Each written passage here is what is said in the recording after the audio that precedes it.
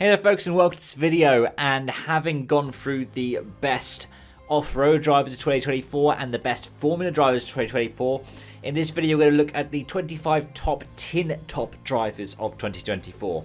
You can check out the links to the other videos in the description section down below, as well as the explainer for how these are going to work. But in essence, it's not necessarily all of the champions up at the top. It's based off of how you performed over the course of the season, how you were expected to. It's on a bit of a curve.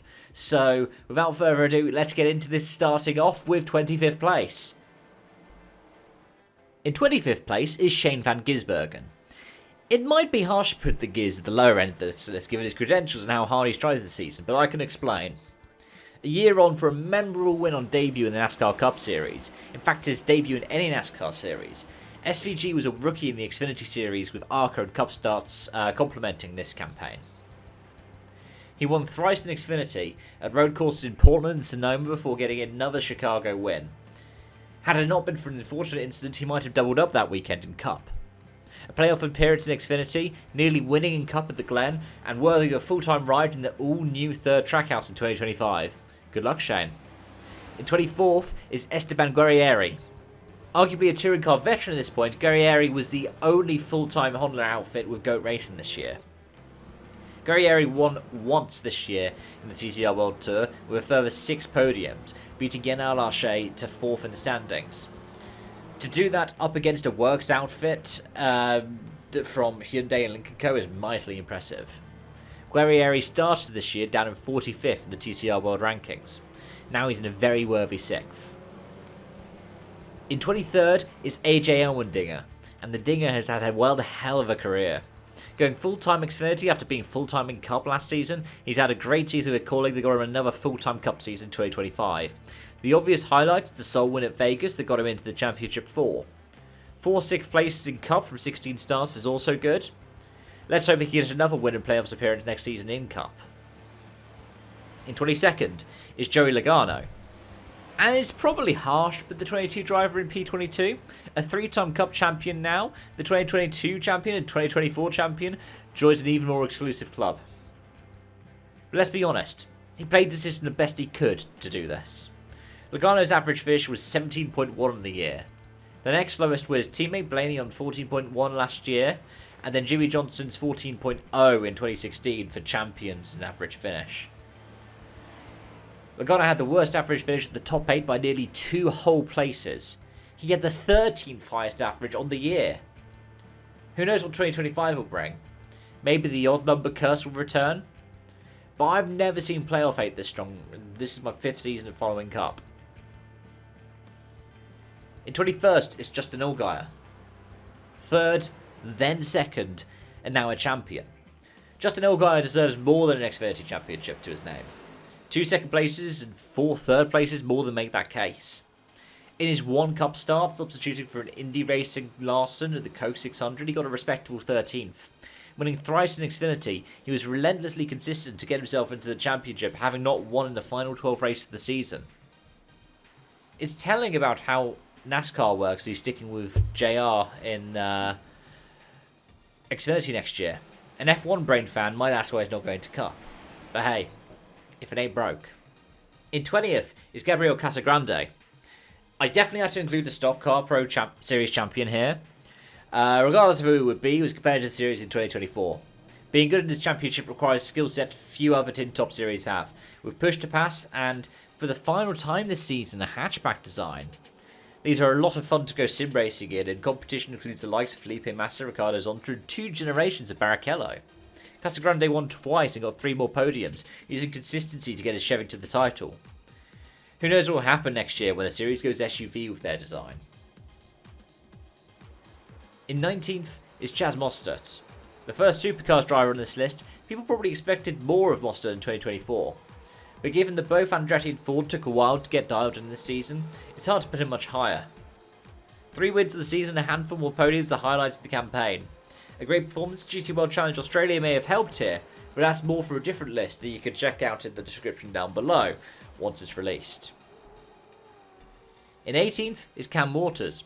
Another driver who suffered from a slow start to the season for the Ford teams. Waters managed 4 wins and a further 4 podiums in the year in the Supercar Series. What puts him higher on the list than Mostert is not a solid Bathurst 12 Hours performance, but a rather 3 respectable outings in NASCAR, 2 in trucks and 1 in Cup at Sonoma. It wasn't SVG level performance that set the world on fire, but it was very respectable nonetheless. In 17th is Dan Kamish. I'd say Dan Cam is now in the best place he's been since that heartbreaking 2019 finale in the BTCC that cost him the title right at the end of the final race, the final round of the season. 5th in the standings doesn't do justice to the other stats the Ford driver had this season, such as 5 podiums in 6 races across 3 meetings, or a run of 9 races where all but one finish was top 5 and the other was 6. He won the only race that he led this season at Donington, and helped Ford to another championship in 2024. In 16th is Santiago Rotia.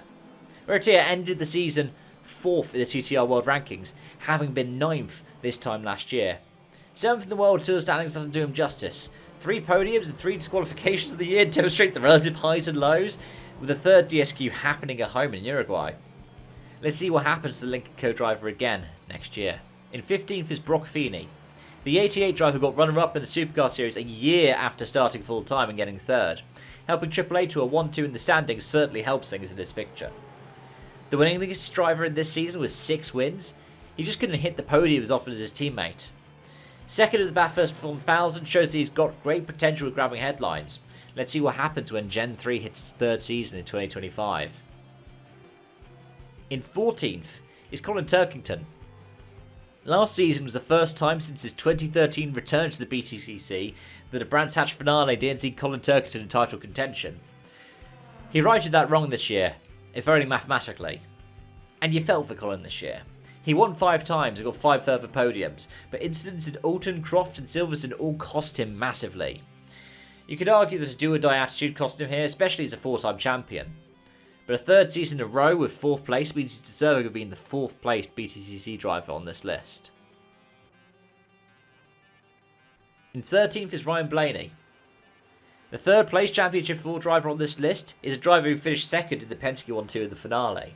Which is a bit strange, and probably a bit harsh, given that I could have given the driver for the 12 P12. But this season wasn't as strong for Blaney as his championship season last year. It wasn't a bad season by any measure, but it wasn't great. He would have been more deserving of his 2nd title than his teammate, 3rd in the eyes of many. But then there are 2 other one-time champions in this list, and 3 non-champions in this list, that are above Blaney, and you could argue they were more deserving of the 2024 crown. And in P12 is William Byron. Byron hit good this season. He won the Daytona 500. He won again at COTA in Martinsville. But that was the last win of the season for the 24, albeit an almighty 1-2-3 for Hendrick in the 50th year. After a rotten round of 16, he didn't finish below 6th for the rest of the season, and was only 6th twice in those final 7 races. Unbelievably consistent. It's not surprising he was the best of the Hendrick squad come season's end. You could argue he didn't have the consistency of some of his teammates in the postseason, but that's unfortunately the name of the game in Cup. But after 2 consecutive Championship 4 appearances, could he go 3 for 3 next year and beat 3rd? In 11th is Ash Sutton. And from one P3 to another P3, what a season it was for Ash Sutton. Coming into 2024, a 4-time champion, having now won a title in front-wheel drive and rear-wheel drive cars, you would have expected that Sutton could go for the unprecedented 5th title. 7 consecutive podiums to open the season certainly made you think that. But it all came apart late on. A nightmare at Alton Pass after a strong race wrong. Not classifying at race 3 of Donington GP. A retirement in the finale's first race dealt the final blow. But if it wasn't for these drivers, he was well within a shot of a 5th crown. Better luck next year. In 10th place is Chase Elliott. And as harsh as it was not giving the 12 P12, it's probably even more harsh not giving the 9 P9. Only Joey Hand, who was a definite outlier with 1 start and a 4th place finish in that race, beat Chase Elliott to the highest average finish in 2024. And he was comfortably clear of Christopher Bell with 11.7 to Bell's 12.8. But titles aren't won on average finishes, especially NASCAR titles. Chase only won once this season at Texas. He might be the sport's most popular driver once again, but Elliott needs to get to the front more often if he wants to add to his 2020 Cup title. In 9th is Jean Erlaché. It might seem strange putting Erlaché here after he didn't have the strongest TCR World Tour campaign, especially after he was runner-up last year and given his family's record in tin tops. Erlaché won thrice this season on the World Tour, but also got a 20th and a 21st in 2 of the Latin American races. Winning helps, but in a 14-round season where your rivals are almost always top 10, it means you can scarcely afford to have a bad race. Erlaché came into 2024 as the top-seeded TCR driver in the world. He's dropped to 3rd now, which makes it fitting that he's the 3rd highest TCR driver on this list. In 8th is Tyler Reddick. 8th is quite fitting for the 45 driver who got poached from the 8 ride early to go to 23.11. Getting to the Championship 4 is impressive. To do that as the first non-JGR since Jurassic's Chiro Heroics is even more impressive. Even if the next gen, and can we just start calling it the Gen 7 now, is meant to be the great equaliser in Cup. Reddick's highlight was 3 wins in the season, the same as all other Championship 4 drivers entering the Phoenix finale. The highlight was arguably Homestead with an absolutely spectacular final lap to win. With the injunction currently going 23.11's way in their antitrust lawsuit against NASCAR, what will happen next year? In 7th is Will Brown. A worthy Supercars champion, Brown put together an impressive season with Triple Eight after switching from Erebus. In the first 6 races, Brown was either 1st or 2nd. And there were only 5 races out of the 24 he wasn't on the podium, and only 2 races lower than 7th. In the headline Bathurst 1000, he got 3rd with Scott Pye as his best performance in that race. Only his 4th full-time season in Supercars, coming up from 5th in 2023 with Erebus. What more can we expect from this year's champion in 2025? And in 6th is Tom Ingram. Pointsy, as he's sometimes called, set out this season with a 2nd title in mind. He ended the season with his 3rd runner-up finish, a 2nd in as many years. He went to the finale just shy of eventual champion Jake Hill. But in reality, Ingram should have been ahead and quite comfortably. Heroic drives included Donington GP, where he had to retire from race 2 with mechanical issues, but get a title hyped to low with a stellar drive at 2nd in the final race of the day. In the end, what decided it was 2 retirements and 2 finishes outside the top 15, whereas rival only picked up 1 of each. In a year dogged by issues that weren't entirely of his own doing, Ingram stayed Mr. Consistent and nearly got Hyundai their first BTCC title. Coming into the top 5 in 5th place is Jake Hill, a deserved champion after years of climbing up the TOCA ladder. Only 1 DNF all season, and 1 finish outside the top 15 was 16th for Croft in race 2. Hill won 8 of the 30 races this season, and was on the podium a further 8 times. To do that in as competitive a series as the BTCC is impressive, especially the MB Motorsport outfit within the BMW stable that keeps getting better and better the more they work together. There were 2 times this season where Hill swept the first 2 races, and those were in consecutive meets at Snetterton and Thruxton. But that only happened 2 other times this season, with Tom Ingram at the season opener of Donington National and Colin Turkington at Brands Indy. Hill did that at the 3rd and 4th meetings of the season. Almightily impressive and a deserving champion, the first new champion since title rival Ingram, and only the 3rd new champion in the past decade. In 4th is Ted Bjork. Bjork won 3 races this season, same as teammate Erlaché. He also got 3 further podium finishes and took the title down to the final race of the final round in Macau. Runner-up in 2024 and runner-up in the TCR World Rankings. It's certainly fitting that Bjork is up here on this list. He got as many wins and podiums as the eventual champion, but wasn't as consistent. The 2017 WTCC champion was close to adding another TCR title to his name in 2024, but in the end, it wasn't Lincoln co-driver who got the crown. The team championship, however, did go to them. In 3rd place is Kyle Larson. It might seem harsh to put Larson here. People would want him at the top of this list, and I understand. But I'm meant to be judging based off of slowly his tin-top performances this season. Larson was good this season. In fact, better than good, probably great. More bonus points than any other Cup driver, the winningest driver at 6 wins. He also won one of his 2 Xfinity starts at COTA, and got 3rd in his other at Chicago. But in the end, the title wasn't to be. Some blame missing Charlotte, which certainly didn't help. Others blame the format, which also didn't help. But there are few too many mistakes Larson made this season in Cup, which cost him big. He had 9 finishes outside of the top 20, 5 of these outside the top 30. If the 2021 champ gets rid of as many of these next year as possible, he could get the Cup once again. In second is Norbert Michels. The 2019 WTCR champion and 2023 TCR World Tour champion has now doubled up and won the first 2 editions of the World Tour. Ending last year second on the TCR ranking and dropping as low as 4th earlier this year, it's surprising to say that Norbert Michels has had to fight his way back to being first. But he fought back in style.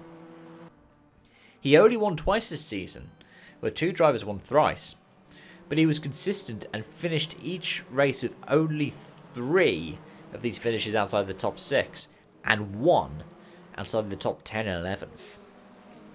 Michels won the title by 9 points, which was helped in part by his Hyundai stablemates in Macau, who got between him and Ted Bjork. But the Hyundai veteran, who made the switch when the WTCC became WTCR in 2018, is arguably the greatest touring car driver out there at the moment, and in first place is Christopher Bell. If you used the Winston Cup era points, Bell would have been champion in 2024. And if you accepted that his cheap copy of the Hail Melon was caused by a driving mistake like Bell claimed, he may have made it to the championship 4 instead of William Byron. But even if we switched their places, he wouldn't have done better than his 3rd in 2022 and instead matched it, finishing 1 place ahead of Toyota stablemate Tyler Reddick in Phoenix. Bell won thrice in 2024 in Cup, and in some pretty different tracks with Phoenix, New Hampshire, and the rain-shortened Coke 600. He also won his 2 Xfinity outings in New Hampshire and Darlington, and was 5th for Tricon in trucks at Vegas. Bell actually has more finishes outside the top 30 than Larson at 8. But a lot of these were due to Gibbs equipment and TRD engines detonating, something which Chevys and Fords didn't really contend with. I'd say he was the best driver in Cup this season. Chucked down to title contention for living up to the cheating Toyota stereotype at Martinsville, perhaps unfairly given Chevy's antics with the 100% rule. Let's see what happens next year. And let's see what next season holds for the guy who is now arguably the #1 JGR driver. And that'll do it for this video. Thank you so much for watching and joining as always. And I hope to see you again soon for more. I hope to get my GT one out tomorrow. Until next time, it's bye for now.